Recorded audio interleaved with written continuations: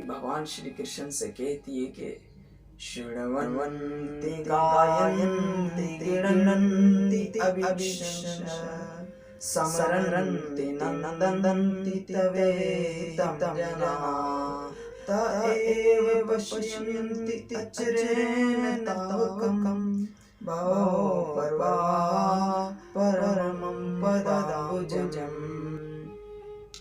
माता कुंती भगवान श्री कृष्ण से सुंदर बात कहती, प्यारी सी बात कहती। आप ध्यान पूर्वक इसको श्रवण करें। जैसे श्रील प्रभुपाद इस श्लोक के तात्पर्य में कहते हैं कि एक तिनका और एक कीड़ा नदी में दोनों बहे जा रहे थे। तो कीड़े ने कहा तिनके को, जो घास का तिनका होता है, उसको कहा कि आप कितनी आसानी से बहे जा रहे हो और मुझे बहुत बड़ी मुश्किल होती है रुकने में, और मैं रुक ही नहीं पाता हूं, बहे जा रहा हूं, बहे जा रहा हूं, मुझे बहुत तकलीफ होती है, परंतु आप अच्छी तरह से तैर रहे हो और मैं हूं कि बहे जा रहा हूं, बहे जा रहा हूं। इस प्रकार से जब कीड़े ने तिनके को कहा तो उस समय तिनके ने कहा कि अगर आपको तैरना ही है, अगर आपको बहना नहीं है इस नदी के प्रवाह में, तो आपको किसी का आश्रय लेना पड़ेगा। तो कीड़े ने कहा मैं किसका आश्रय लूं इस नदी में? तो उस समय उस तिनके ने कहा कि आप जो ये कमल का फूल नदी में तैर रहा है, इसको स्पर्श कर ले, इसको पकड़ ले, इसको छू ले, तो आप इस नदी के प्रवाह से बच सकते हो, आप इसमें डूब नहीं सकते हो। तो उसी समय उस कीड़े ने उस कमल के फूल को पकड़ लिया, जैसे पास आया उसको पकड़ लिया, तो उसी समय वो नदी के प्रवाह से बच चुका। भक्तजन श्रील प्रभुपाद इसका उदाहरण देते हुए यही बात समझाते हैं कि हमें भी किसी न किसी उस कीड़े वाले की तरह आश्रय लेना पड़ेगा। किसका आश्रय लेना पड़ेगा?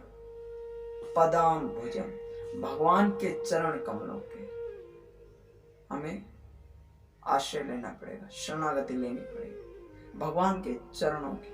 परंतु अब भगवान के चरण हैं कौन से? हमें तो दिखते नहीं है, हम उनको कैसे स्पर्श करें? तो उसी प्रकार से श्रील प्रभुपाद कहते हैं कि इस श्लोक में माता कुंती यही बात समझाती है कि हमें भगवान की कथा श्रवण करनी है, भगवान का नाम लेना है, भगवान की लीलाओं को सुनना है। जब इस प्रकार से हम भगवान के चरणों से जुड़ेंगे तो हम इस नदी के प्रवाह से बच सकते हैं। नदी कौन सी है आपके और हमारे लिए? ये संसार रूपी भव प्रवाह, इसमें हम डूबते रहेंगे। वो कब तक डूबते रहेंगे? जब हम किसी चरण कमल, किसी भगवान के प्रति आकर्षित नहीं हो जाते। जैसे कि किसी संत की हमारे ऊपर अनुपम कृपा हो और उनके माध्यम से हम भगवान के चरणों से जुड़ सकते हैं। जैसे उस तिनके ने कहा कि आप इस कमल फूल को पकड़ लो तो आप इस नदी के प्रवाह से बच सकते हो, उसी प्रकार से हम भी भगवान के चरणों से जुड़ सकते हैं जब हम उनको स्पर्श करें, भगवान का नाम लें, भगवान की लीलाओं को श्रवण करें। यही माता कुंती इस श्लोक में हमें समझाती। परंतु आप और हम कौन से प्रवाह में बह रहे हैं?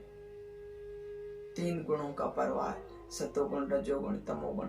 कभी किस में बह रहे हैं, कभी किस में बह रहे हैं, कभी किस में बहे जा रहे हैं। कभी माँ के गर्भ में बार बार आना, कभी बार बार मरना। इस प्रवाह के चक्कर में हम बहे जा रहे हैं, बहे जा रहे हैं। यश के चक्कर में बहे जा रहे हैं, वाहवाही के चक्कर में बहे जा रहे हैं। इसमें बहे जाने का कारण केवल इतना ही है कि अभी तक हमने किसी का आश्रय नहीं लिया है, किसी की शरणागति नहीं ली। तो आप और हम अपने जीवन में भगवान के पवित्र नाम को स्पर्श करें, उनका गुणगान करें, उनकी लीलाओं का वर्णन करें, उनकी लीलाओं को श्रवण करें अधिक से अधिक।